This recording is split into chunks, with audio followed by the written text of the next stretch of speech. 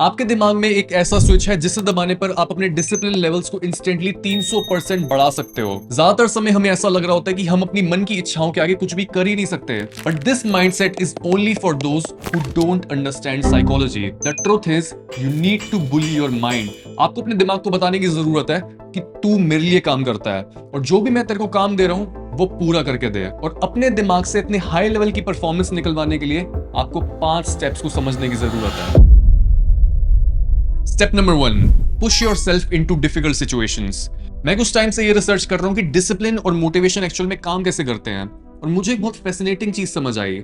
मैंने ये समझा कि जब भी हम आराम कर रहे होते हैं, फिर कोई ऐसा काम कर रहे होते हैं जिसमें हमारी ज्यादा एनर्जी यूज नहीं हो रही होती, तब अगर हमारे ब्रेन को ये लगता है कि हम जरूरत से ज्यादा ही रिलैक्स्ड हो गए हैं, तब वो हमें एंजाइटी और ओवर थिंकिंग से भर देता है। हमें हमारा दिमाग बोलता है कि तुम इतना ज्यादा आराम कर रहे हो, क्या तुम भूल गए हो कि कितने सारे टास्क अभी पेंडिंग पड़े हैं। और जब हम अपने अंदर ये गिल्ट फील करते हैं कि हम कुछ भी कर ही नहीं रहे, वी बिकम डीमोटिवेटेड। और देखो किस तरीके से ये पूरी साइकिल हमें एक ही जगह पर स्टक रखती है। इसकी शुरुआत होती है इस फीलिंग से कि हमें कुछ करना तो चाहता हूँ, मैं जिम जाना चाहता हूँ, प्रोडक्टिव होना चाहता हूँ, कोई बुक को उठा के पढ़ना चाहता हूँ, बट जस्ट बिकॉज अभी मैं थका हुआ हूँ, अभी मैं काफी टाइम से स्ट्रेस लेता आ रहा हूँ, तो अभी मैं रिलैक्स करता हूँ, ये वाला काम मैं शुरू करूंगा कल से, परसों से, 1 तारीख से या मंडे से। हम जरूरी काम को पोस्टपोन कर देते हैं और मीनवाइल हम रिलैक्स करना शुरू कर देते हैं। बट जब भी हम रिलैक्स कर रहे होते हैं और अंदर से गिल्ट आता है कि मैं कुछ भी प्रोडक्टिव काम नहीं कर रहा हूँ, तब होता क्या है, बॉडी में बहुत ज्यादा स्ट्रेस हार्मोन्स बढ़ जाते हैं। जब भी रिलैक्स करते करते आपकी बॉडी में स्ट्रेस हार्मोन्स हैं, आप बिना कुछ करे ही अपनी एनर्जी को लीक करना शुरू कर देते हो। यानी आप बेड पर पड़े हुए हो, but just because you are so much stressed, आप डिप्लीट कर रहे होते हो अपनी एनर्जी। आप लेटे लेटे भी थका हुआ फील कर रहे होते हो, आप कभी भी रेस्टफुल नहीं हो पाते हो, और यही साइकिल चलती रह जाती है। बिकॉज आप एक्सक्यूज बनाते हो फिर कि कुछ भी कैसे करूं जब मेरे में एनर्जी नहीं है, मैं इतना ज्यादा डिमोटिवेटेड हूं। बट पता है दूसरी साइड पर क्या होता है? दूसरी साइड पर जो भी इंसान, स्पेशली वो लोग जो इस चैनल को फॉलो करते हैं, वो क्या करते हैं, वो जब भी कोई हार्ड वर्क शुरू करते हैं, शुरू में मोटिवेशन नहीं होती, but if they stick to it, अगर वो इनिशियल टाइम पर जो फ्रिक्शन होती है उस पर क्विट नहीं करते और हार्ड वर्क करते रहते हैं, सडनली उनकी बॉडी में मोटिवेशन बढ़ती है। बिकॉज दिमाग को ये समझ आता है कि ये बंदा एक चैलेंज में फंसा हुआ है, let's give him more dopamine. इसको रिवॉर्ड करते हैं ताकि ये इस चैलेंज को ओवरकम कर पाए। अमेरिकन न्यूरोलॉजिस्ट रॉबर्ट सपोल्स्की ब्रेन के इस मैकेनिज्म को बोलते हैं डोपामीन रेगुलेशन। यहां तक कि साइकोलॉजी प्रोफेसर एनालिसा कोहेन बोलती हैं कि जब भी हम विलिंगली खुद को बहुत ज्यादा स्ट्रेसफुल सिचुएशन में डाल देते हैं, जैसे कोल्ड शावर्स लेना, वर्कआउट करना, या फिर कोई भी चैलेंजिंग सिचुएशन, तब वो काम ही अपने आप में इनफ होता है हमें मोटिवेशन से भरने के लिए। जैसे जब भी आपका जिम में जाने का मन नहीं होता है, फिर आप में एनर्जी भी नहीं होती कोई काम करने के लिए, अगर आप खुद को किसी तरीके से घसीट के जिम में लेकर जाते हो और वर्कआउट करना शुरू करते हो, इमीडिएटली आप क्या फील करते हो? You feel happy and you feel more energised. सोचो, क्या ये बात कोई सेंस बनाती है कि मैं एनर्जी स्पेंड कर रहा हूं और मैं थकने के बजाय और ज्यादा एनर्जी फील कर रहा हूं? बिकॉज बॉडी क्या करती है, बॉडी ये समझ जाती है कि अच्छा, इस इंसान को इस समय पर और ज्यादा एनर्जी और ज्यादा मोटिवेशन चाहिए ताकि ये इस चैलेंज को ओवरकम कर पाए। आपको अपने दिमाग में आए हर ख्याल को सीरियसली लेने के बजाय उस पर हंसने की जरूरत है। आपको अपने दिमाग को ये बोलने की जरूरत है कि अच्छा, तेरे में किसी चीज का डर है, तू ये सोच रहा है कि तेरी वजह से मैं अपने गोल्स को अचीव नहीं करूंगा, मैं तो वही करूंगा जो चीज करने की जरूरत है, इवन चाहे तेरी उसमें फट रही हो। लाफ एट योर ब्रेन, बुली करो उसको, बताओ कि तू मेरे लिए काम करता है और जो भी काम जरूरी है करना मेरे सपनों तक पहुंचने के लिए, मैं तो तेरे से करवाऊंगा, जो कर सकता है कर ले। डंडा लेके अपने दिमाग के पीछे भागो और अपने दिमाग को एक थर्ड पर्सन की तरह ट्रीट करो। सोचो, एक थर्ड पर्सन कभी भी अगर आपके सपनों और आपके बीच में आ गया, कितना आप उसको तंग करोगे। Do the same with your brain. Step number 2, make your brain crave hard work. Last point में मैंने आपको एक बात बोली कि आपको विलिंगली कोई मुश्किल काम करना है, यानी आपकी मर्जी और पूरी एक्सेप्टेंस होनी चाहिए आपकी करंट प्रॉब्लम्स की, सिर्फ तभी आपको मोटिवेशन मिलेगी। जैसे हिटलर के टाइम पर लाखों लोगों को जब फोर्सफुली लेबर करने के लिए मजबूर करा जाता था, तब इवन दो उनके सर पर बंदूक तानी हुई होती थी और उनको डर होता था कि ये लोग हमारी फैमिली को मार ना दें, फिर भी इस डर के बावजूद उनकी एफिशिएंसी और प्रोडक्टिविटी उन लेबरर्स के कंपैरिजन में काफी कम होती थी जो अपनी मर्जी से लेबर कर रहे होते थे। सिमिलरली एक एक्सपेरिमेंट में चूहों के 2 ग्रुप्स लिए गए, जहां एक ग्रुप को फोर्सफुली भागने के लिए मजबूर करा गया, वहीं दूसरे ग्रुप को बिल्कुल भी फोर्स नहीं करा गया और वो अपनी मर्जी से भाग रहे थे। और तब ये देखा गया कि जो ग्रुप अपनी मर्जी से भाग रहा था, इवन दो उन्होंने कोई भी ज्यादा एफर्ट नहीं डाला, फिर भी उनका हार्ट फंक्शन, इम्यून फंक्शन और उनके ग्लूकोज लेवल्स दूसरे ग्रुप के कंपैरिजन में बेटर थे। बिकॉज उन्होंने कॉन्शियसली डिसाइड करा कि मैं ये काम करना चाहता हूँ और इसके सारे बेनिफिट्स लेना चाहता हूँ। इसे बोलते हैं सेल्फ डिटर्मिनेशन थ्योरी। यानी हम कोई भी काम सिर्फ तभी करते हैं जब हम वो करना चाहते हैं। आप अपना वेट तभी कम करोगे, आप बाहर जाके पैसा तभी बनाओगे, और आप अपने रिलेशनशिप्स को सिर्फ तभी फिक्स करोगे जब आप ऐसा करना चाहते हो। अगर मैं यहाँ पर बैठ के आपकी हर करंट प्रॉब्लम का बढ़िया से बढ़िया सोल्यूशन भी दे दूं, बट अगर आपने मेंटली डिसाइड ही नहीं कराया कि आप खुद को चेंज करना चाहते हो, तो आप किसी भी सॉल्यूशन को रिसीव ही नहीं कर पाओगे, because your brain is not even looking for answers. अगर आप खुद को चेंज करना चाहते हो तो बस सरफेस लेवल पर दूसरों के आगे बोलो मत कि हाँ मैं खुद को चेंज करना चाहता हूं, बट डीप इनसाइड आप अपने किसी भी बिहेवियर को लेट गो नहीं करना चाहते हो। ये चेंज को वेलकम करना नहीं होता है। चेंज तब आएगा जब आप ये बोलोगे चिल्ला चिल्ला के कि I want to change, and जो भी मेरी करंट प्रॉब्लम है मैं हर प्रॉब्लम को एक्सेप्ट करता हूं। I don't blame my father, my mother, my brother, my sister, my school, I only blame myself. And this, my friend, is the beginning of self-empowerment and self-improvement. Because ऐसे point पर सारा control आपके पास आ जाता है। Number 3, command your brain to solve problems in the background. हमारे मन के दो बड़े हिस्से होते हैं, कॉन्शियस माइंड और subconscious mind. Conscious mind basically sprints लगाता है और फिर उसे आराम चाहिए होता है, लेकिन सबकॉन्शियस माइंड धीरे धीरे धीरे धीरे कॉन्स्टेंटली 24 घंटे एक ही डायरेक्शन में फ्लो करता जाता है। तो हमें क्या करना होता है, जो भी हमारा करंट टास्क है वो हमें देना होता है अपने कॉन्शियस माइंड को, यानी जो हमारी वर्किंग मेमोरी है बेसिकली, जैसे कंप्यूटर में रैम होती है, दैट्स योर कॉन्शियस माइंड। और जो भी हमारी लाइफ का बड़े से बड़ा विजन है जिसको हम अभी अचीव नहीं कर सकते लेकिन हम उसे लाइफ में अचीव करके मरना चाहते हैं, वो गोल आपको अपने सबकॉन्शियस माइंड को देना है। और इसे एक एनालॉजी के थ्रू समझो। सोचो जो भी आपके लाइफ का बड़े से बड़ा गोल है, it is like a mountain, पहाड़ की तरह है वो आपका गोल। उसको आप अभी तो अचीव नहीं कर सकते हो, तो आप क्या करोगे, आप अपने ब्रेन को एक बैकग्राउंड प्रोसेस दे दोगे कि तू छोटी सी कोई कुल्हाड़ी ले जो तेरे पास है और तू उसको काटना शुरू कर, उस पहाड़ को तू तोड़ना शुरू कर। जो भी बड़ा गोल होता है उसको इसी तरीके से अचीव किया जाता है। जैसे लोग अट्रैक्शन के बारे में, लॉ ऑफ अट्रैक्शन के बारे में बात करते हैं, यही होता है वो कि इतना बड़ा गोल है तो उसको मैं कॉन्शियसली इतना ज्यादा एफर्ट डालने के बजाय मैं उसको सबकॉन्शियस एफर्ट दे रहा हूं। जैसे मैं अभी ये वीडियो रिकॉर्ड कर रहा हूं लेकिन बैकग्राउंड में मुझे पता है कि मैं किस जगह से इस वीडियो को रिकॉर्ड कर रहा हूं। मैं अपने पर्पस से और अपने लाइफ के बिगेस्ट गोल को पकड़ के यहां पर मौजूद हूं। तो ऐसे ही हमें अपनी लाइफ को जीना होता है। हमें ज्यादा मेहनत नहीं करनी, हमें थोड़ी सी मेहनत करनी है, but at the same time we need to sleep, eat, walk, talk and breathe our goals. You need to keep reminding yourself कि हाँ मुझे वो वाला काम करना है।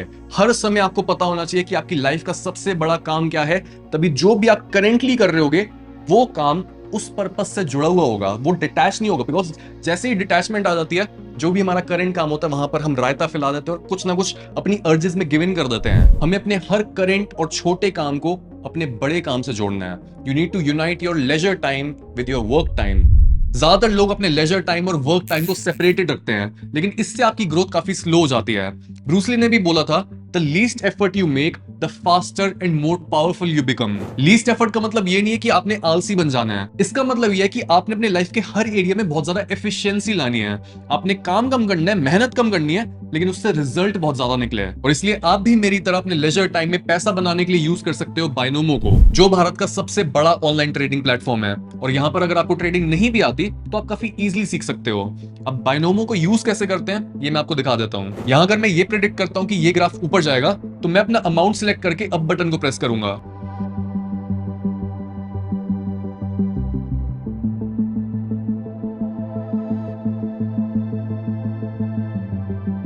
या हमने जैसे प्रेडिक्ट करा था ग्राफ ऊपर जा चुका है और हमें काफी तगड़ा प्रॉफिट बन चुका है, जिसे आप इंस्टेंटली विड्रॉ भी कर सकते हो। आपको अपनी प्रेडिक्शंस को मार्केट की नॉलेज और ट्रेंड्स की स्टडी के बेसिस पर बनाना होता है, और इन दोनों चीजों के लिए बाइनोमो आपको हर जरूरी मटेरियल को प्रोवाइड करता है। इसके साथ ही आप बाइनोमो पर अपना पैसा डिपॉजिट करने के लिए UPI, credit card, master card जैसे काफी सारे ऑप्शंस को यूज कर सकते हो। इसलिए डिस्क्रिप्शन में दिए लिंक पर क्लिक करो और अपनी ट्रेडिंग जर्नी को शुरू करो बाइनोमो के साथ। Step number 4, hype up your own will power. 2016 में डॉक्टर अली करम ने एक बहुत ही फेमस स्टडी ऑर्गेनाइज की, जिसमें बहुत सारे एडल्ट्स को लिया गया और उनको 2 ग्रुप में डिवाइड कर दिया गया। जहां एक ग्रुप को एक ऐसी वीडियो दिखाई गई जहां पर उनको यह समझाया गया कि विल पावर और सेल्फ कंट्रोल बहुत ही लिमिटेड रिसोर्स होते हैं, यानी जितना आप खुद को कंट्रोल करने की कोशिश करोगे उतना ही आप एक पॉइंट के बाद लेट गो कर दोगे।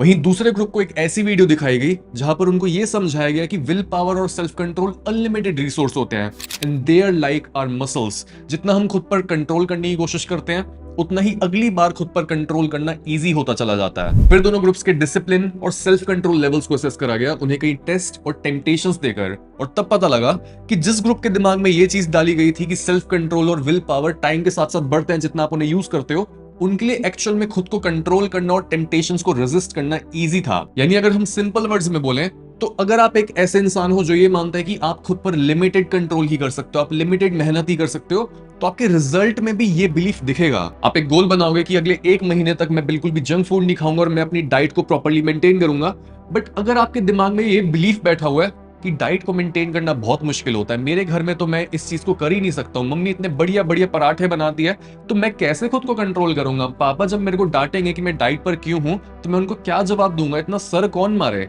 जब आपका ये बिलीफ है कि ये पूरा प्रोसेस इतना ज्यादा मुश्किल है तो आप बहुत जल्दी वैसे ही डिप्लीट हो जाओगे, because you have this belief. पर अगर आप बस ये मानते हो कि हाँ सेल्फ कंट्रोल इज इजी, मेरे मुंह में जो भी चीज जा रही है मैं उसको बहुत इजीली कंट्रोल कर सकता हूँ, तो बच्चों वाला काम है, अगर आपका ये माइंडसेट, अगर आप बस ये विश्वास रखते हो कि आप ये कर सकते हो, तो उसी विश्वास से आपका सेल्फ कंट्रोल बढ़ जाता है। इसी वजह से चाहे मैं अकेला हूं या फिर किसी भी इंसान के साथ हूं, और चाहे मैं कितने मुश्किल सिचुएशन में फंसा हुआ हूं, मैंने खुद से प्रॉमिस किया हुआ है कि मैं ये कभी भी नहीं बोलूंगा कि मैं सर्टेन चीज को अफोर्ड नहीं कर सकता, मैं कोई स्ट्रेसफुल सिचुएशन में हूं तो मैं उसको ओवरकम नहीं कर सकता, या फिर मैं किसी प्रॉब्लम को सॉल्व नहीं कर सकता।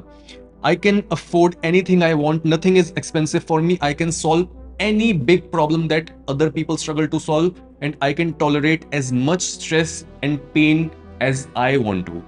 This is the mindset that you need to have in order to get the most out of your brain. आपका दिमाग आपका और साथ देने लगता है जब आप बस ये मानते हो कि हाँ मैं कर सकता हूं। और इसका मतलब ये नहीं है कि आपके अंदर इनसिक्योरिटीज या फिर डर नहीं होगा। इनसिक्योरिटीज, डर, नेगेटिव इमोशंस, जो भी आपके अंदर ऐसी चीजें आती हैं, ऐसे ख्याल आते हैं जो आपको आगे बढ़ने से रोकते हैं, वो ख्याल फिर भी आएंगे, लेकिन आपको क्या करना है, आपको उनको ओवरराइड करके ये बताना है कि तुम मेरे से ज्यादा ताकतवर नहीं हो, और जो भी मेरे को काम करना है मैं वो करूंगा रिगार्डलेस ऑफ यू। यानी जब मैंने आपको ये बोला कि आपको अपने ब्रेन को बुली करना है, वो बस बोलने वाली बात नहीं है, आपको एक्चुअल में पूरी पावर और पूरा कंट्रोल वापस से अपने पास लेना है, और जो भी आपके अंदर से अर्ज आ रही है, थॉट आ रहा है, नेगेटिव इमोशन आ रहा है, उसको और अपने आप को एक डिफरेंट एंटिटी समझना है। You need to separate your brain, your emotion, your urges, जो भी आपके अंदर से आ रहा है, with who you are. Your urges is not you, your feelings are not you, जो भी आपकी इनसिक्योरिटीज है, फियर है, इवन आपका शरीर है, दैट्स नॉट यू। हमेशा इस माइंडसेट से आपने पूरी दुनिया में ऑपरेट करना है, और तब कोई भी चीज आपको छू भी नहीं पाएगी। Step number 5, use the 5 second rule. अपने ब्रेन को बुली करने का और उससे फोर्सफुली डिसिप्लिन निकलवाने का एक और तरीका ये होता है कि आप उसके डिफॉल्ट रिस्पॉन्स को इंटरप्ट कर दो उल्टी गिनती चालू करके। मे बी आपने ये चीज बहुत बार सुनी भी हो कि जब भी आप बहुत ज्यादा इमोशनल हो रहे हो, आपको बहुत ज्यादा गुस्सा आ रहा है, तब आप 10 तक गिनो। ऐसा क्यों बोला जाता है?